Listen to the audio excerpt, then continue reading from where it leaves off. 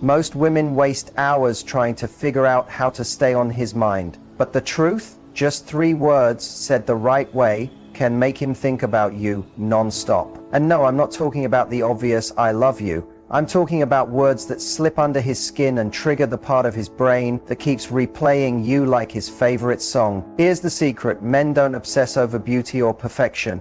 They obsess over feeling. If your words make him feel something no one else does, you become unforgettable. That's why these 3 magic keywords matter. I'll share them with you in a second, but first let me explain why most women get this wrong. They focus on constant texting, over-explaining, or trying too hard to impress. But obsession doesn't come from effort. It comes from impact. The right words don't just reach his ears, they echo in his mind long after you've left. And before I give you these exact 3 words, make sure you stay with me until the end, because I'll also show you how to use them in a way that feels natural so he never sees it coming, but always remembers you. Imagine making a man think about you all day, without sending him endless messages, without running after him, without turning yourself into some impossible version of perfect. Just 3 simple words. That's it. 3 words that, if you use them right, can be the difference between being just another face he passes by, or the woman who stays in his thoughts long after you've left. And let's clear this up right now. This is not some cheap party trick. It's not a tired movie line. And it's definitely not a silly gimmick meant to control him. This is real. It's rooted in deep psychology and in how attraction truly works under the surface. I'm talking about the part of the mind Carl Jung studied his whole life, the unconscious mind, that hidden space where real desires live. Most people believe attraction is about logic, about ticking boxes. She's pretty, she's smart, she's kind. Okay, I'm interested.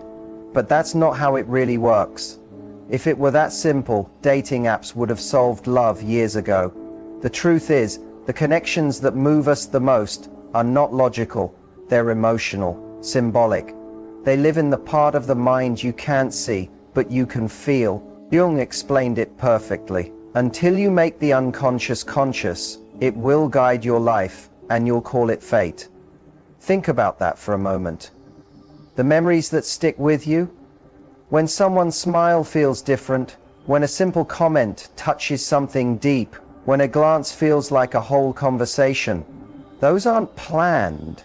They are emotional triggers that cut past logic and hit your core. They wake something inside you that you didn't even realize was sleeping. And here's where many women get it wrong. They try to create that feeling by doing more texts, more check-ins, more effort just to be noticed. But the harder you try, the less magnetic you seem. Because true attraction doesn't come from effort, it comes from resonance. From that calm but lasting mark you leave when your words and energy bypass his conscious filter and go straight into his unconscious mind. This is where those 3 words matter. They work because they are not only words, they are a symbol. They plant an image in his head.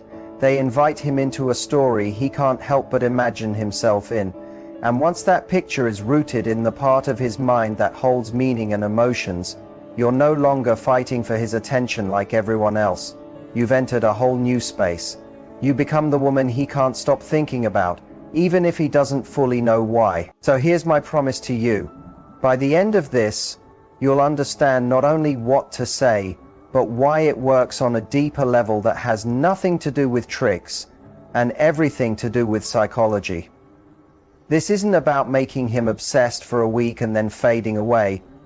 This is about building a connection that pulls him in emotionally and lasts, because it touches something symbolic inside him. It's not magic. It's not manipulation. It's how the human brain works. And once you learn this, you'll see you don't need to chase. You don't need to stress. And you definitely don't need to be perfect. You only need to know how to speak in a way his unconscious will always remember. And that begins now. Here's a truth most people never mention. Attraction doesn't start in the logical part of the brain. It doesn't begin with checklists. It doesn't care about points like nice, kind, good job, good looks. That's not what makes someone unforgettable.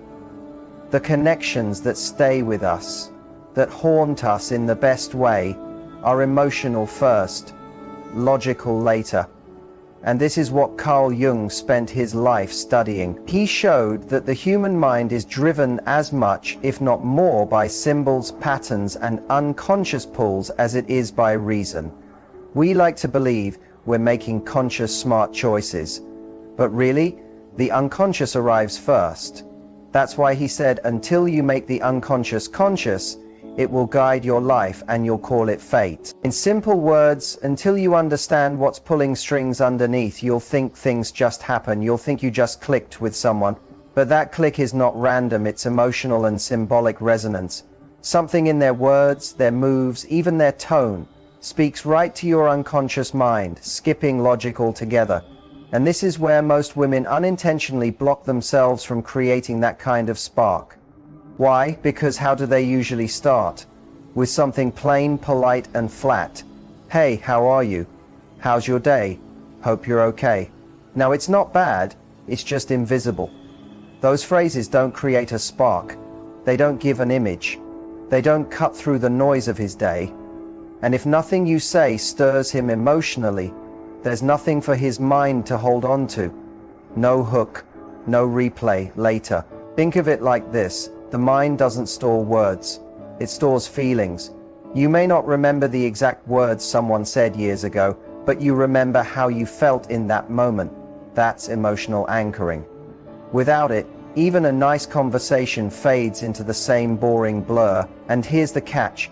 The unconscious doesn't react to perfect grammar, flawless logic, or safe topics. It reacts to symbols, to pictures, to suggestion. That's why a single line with the right energy can be more unforgettable than 20 polite texts. Jung understood that what stirs us most is often unseen by the rational brain. When you tap into that, when your words carry a subtle spark, you pass through his mental filter. He isn't replying out of politeness anymore. He's replying because something in your words touched an emotional thread he didn't even realize was there. So if your aim is to leave an impression that stays, you have to stop leading with empty, emotionless lines. Next time you talk to a man you like, ask yourself, does this create an image, spark curiosity, or move an emotion? Or is it just filler? Because filler gets lost, emotion gets stored. And the second you realize attraction is built in the unconscious, not in polite exchanges, you stop trying to impress with perfection and start aiming for emotional resonance. That's when you move from being just another chat to being the memory he can't shake off. Let's be real. Most conversations start the same. Hey, how are you? How's your day? Hope everything's good. It's nice, it's safe, and it's totally forgettable. Now, I'm not saying kindness doesn't matter. It does. But when it comes to sparking attraction, safe is the fastest way to be invisible, because polite, neutral greetings don't spark anything in the emotional part of the brain. They're placeholders. They don't create a spark, a picture, or a feeling. And if you don't give the brain something to hold on to emotionally, there's nothing to anchor the memory. Here's what most people don't realize. The mind isn't a recorder that saves every word in perfect detail. It's more like a painter. It sketches the moments that feel meaningful and fills in the rest with background blur. You might forget the exact sentence someone said, but you remember the laugh it gave you, the butterflies it stirred, the curiosity it sparked. That's how emotional anchoring works. When you start a conversation with, hey, how are you? His brain files it in the same folder as the hundreds of other, hey, how are you messages he's seen that week. It doesn't stand out, so it doesn't get replayed later. And if you're not standing out in those first few moments, you're already behind. Think of it like scent. Have you ever smelled a perfume or cologne and instantly remembered someone from years ago? That's because scent is tied directly to memory and emotion in the brain. Words work the same way when they carry an emotional charge. They connect to a feeling, and that feeling is what gets stored. So the problem isn't that you reached out. It's that you reached out in a way that didn't carry meaning. It didn't light up the emotional wiring. It didn't paint a picture in his mind or create a moment he could actually feel. Now here's where it gets fascinating from a psychological point of view. The brain is wired to notice novelty. Anything that breaks the usual pattern, anything that interrupts the autopilot of daily life gets flagged as important. That's survival wiring. Thousands of years ago, noticing something different could mean the difference between finding food or becoming food. Today, it means noticing someone who feels different from everyone else. So when you open with something that makes him pause, that pulls him out of his daily scroll, you trigger that novelty switch. And if what you say not only breaks his pattern but also stirs curiosity or emotion, now you've created a double anchor. He's not just noticing you in the moment. His brain is also placing you into the worth thinking about again category. But here's the warning: novelty without emotion is just a funny or quirky line. It might make him smile for a second, but then it disappears. You need both. Something unexpected and something that makes him feel, because emotion is the glue that makes novelty stick.